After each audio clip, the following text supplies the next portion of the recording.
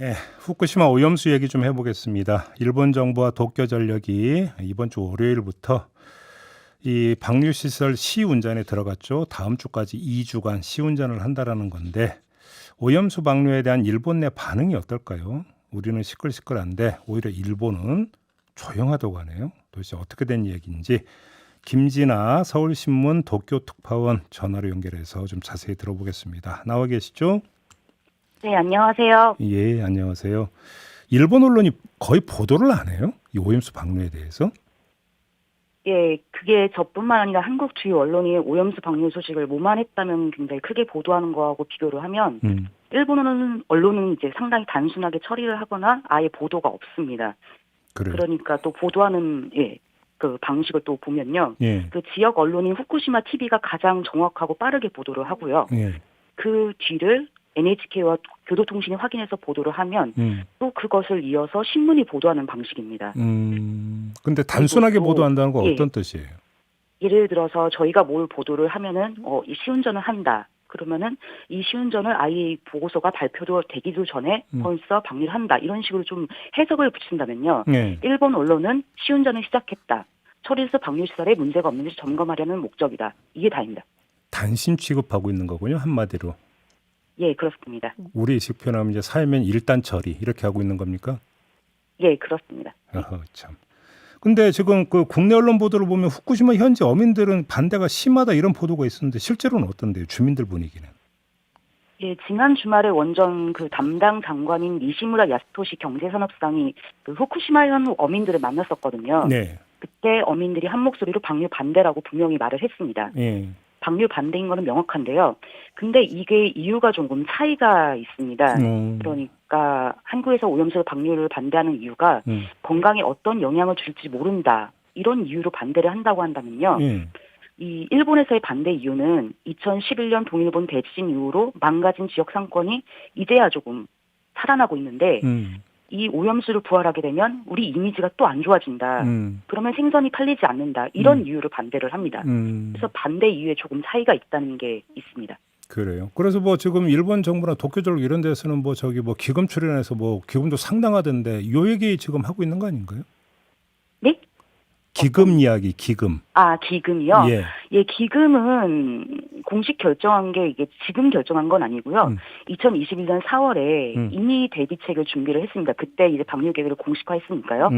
그래서 그 피해 대책을 마련해서 기금을 모금을 기금을 마련한 게 음. 800억 엔 정도인데 어휴, 이게 하나로 따지면 7,200억 원 음, 정도입니다. 그래요. 그래서 또 여기서 핵심이 하나 있는데요. 예. 이 800억 엔 중에 300억엔이 소문에 의한 피해, 그러니까 일본어로 치면 후요히가이, 이게 한자로 읽으면 풍평피해라고 하는데요. 예. 그러니까 다시 말해서 오염수 방류로 후쿠시마산 수산물 매출이 감소를 하면 음, 피해가 발생하면 또 어민들로부터 이 생선을 사들여서 뭐 판로를 개척한다 예. 이런 데 쓰는 기금입니다.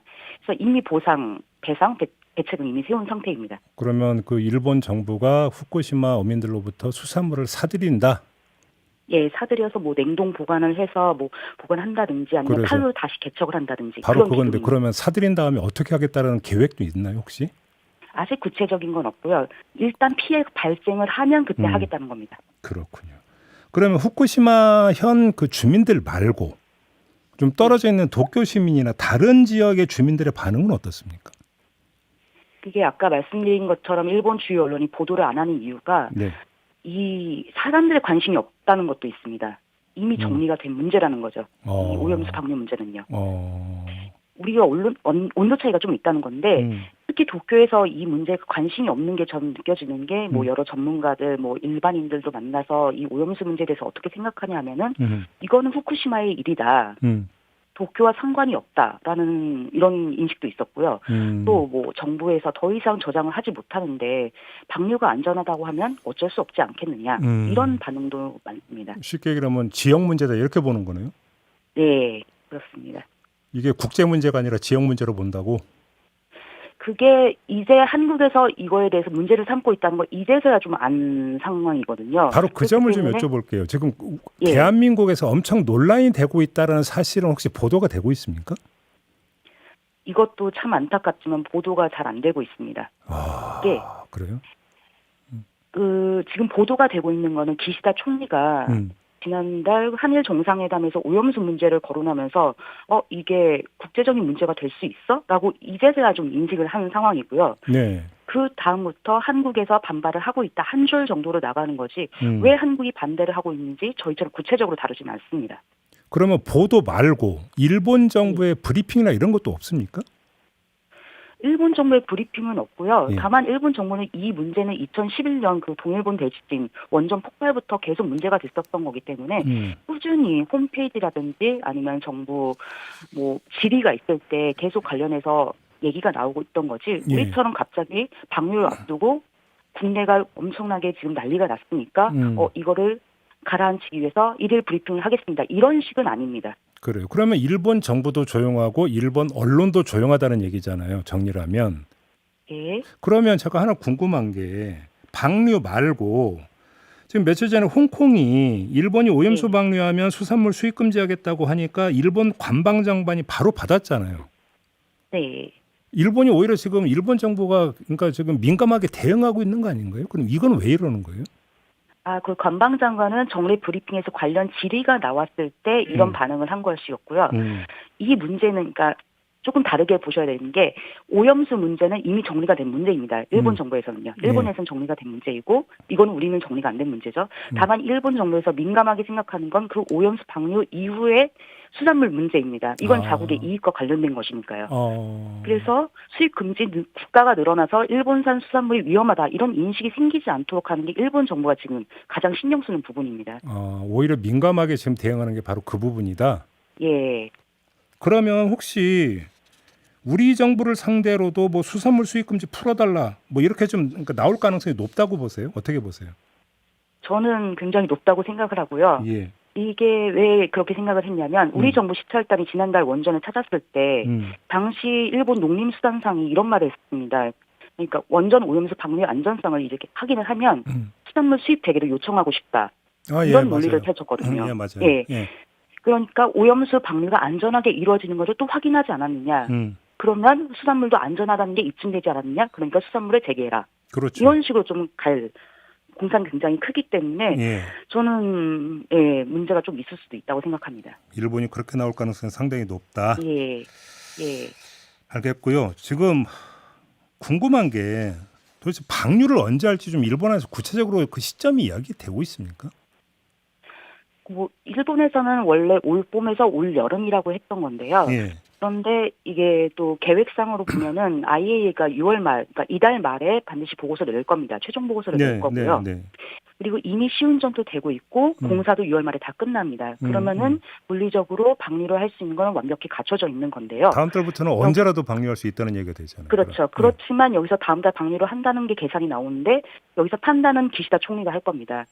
기시다 총리가 정치적으로 봤을 때 이거를 바로 할 수는 있겠지만 지역 어민들의 반발도 워낙 심하고 한국에서 중국에서도 주변국의 반발도 워낙 강력하기 때문에 이 문제를 조금 설득하는 시간을 갖거나 검토하는 시간을 가져서 오염수 방류를 조금 늦출 수는 있는데 그렇다고 해서 방류를 안 하는 건 아닐 겁니다. 방류를 하긴 하는데 타이밍은 약간 조절할 수도 있다. 기시다 총리가. 예, 그렇습니다. 그러면 기시다 총리가 방류 시점을 조율하는 과정에서 정무적으로 판단에 대한 다른 요인이 또 있습니까? 혹시 일본 국내적으로? 원래 다른 요인은 지금 선거 문제가 있는데요. 원래는 중의원 해산을 조만간 한다는 얘기가 있었는데 어제 기시다 총리가 중의원 해산을 뭐 국회 회기 내에 안 하고 가을로 미루겠다 해서 지금 정치적인 요소가 약간 사라진 상태입니다. 그래서 그래도 표심을 생각한다면 후쿠시마 어민들을 설득하는 시간을 좀 더 갖지 않겠느냐 이 변수가 약간 있습니다. 그러면 바로 7월 들어서자마자 바로 이건 아닐 수도 있다. 예, 그렇습니다.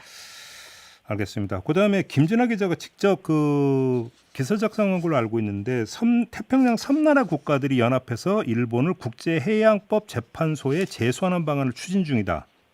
이런 기사 쓴 적 있죠. 이거 어떤 내용입니까, 이 얘기가? 그러니까 국내 국제법 전문가들이 이제 오염수 방류에 영향을 받는 건 태평양 섬나라들도 마찬가지거든요. 그렇죠. 그래서 이들하고 연합해서 오염수 방류 피해를 근거로 해서 일본을 국제해양법 재판소에 제소하는 방안을 지금 생각한 건 아니고요. 오래전부터 준비를 하고 있었는데 조만간 실제 행동에 나설 수 있다고 합니다. 그러면 만약에 제소를 하면 오염수 방류가 혹시 늦춰질 수는 있을까요? 그게 정말 안타깝지만 이길 확률이 거의 없다고 합니다. 왜요? 이 문제가요. 네. 왜냐하면 이 일본을 제소하기 위해서는 잠정 조치라는 것과 본안 소송을 두 개를 동시에 제기를 해야 되는데 네. 이게 받아들여지기 쉽지 않다는 거죠. 음. 그 이유가 뭐냐면요. 오염수 방류에 대해서 뭐 문제가 있다. 음. 이게 입증이 돼야 되는데 이미 국제 전문가 집단인 IAEA가 최종 보고서에서도 방류가 문제가 없다라고 할 수 있기 때문에 그 문제도 있고요. 네. 또 오염수 방류로 피해를 입었다. 이건 일본 탓이다. 라고 규정하기에는 바다에서 오염이 발생하는 요인이 워낙 많기 때문에 이거를 일본이라고 규정하기 정말 어렵다는 겁니다. 그래서 이걸 소송을 제기를 해도 받아들여질 가능성이 거의 낮기 때문에 방류를 막기는 사실상 어렵다고 볼 수 있습니다. 답답한 소식이네요. 알겠습니다. 네, 이렇게 마무리해야 되겠네요. 고맙습니다, 기자님. 네, 감사합니다. 네, 김진아 서울신문 도쿄 특파원이었습니다.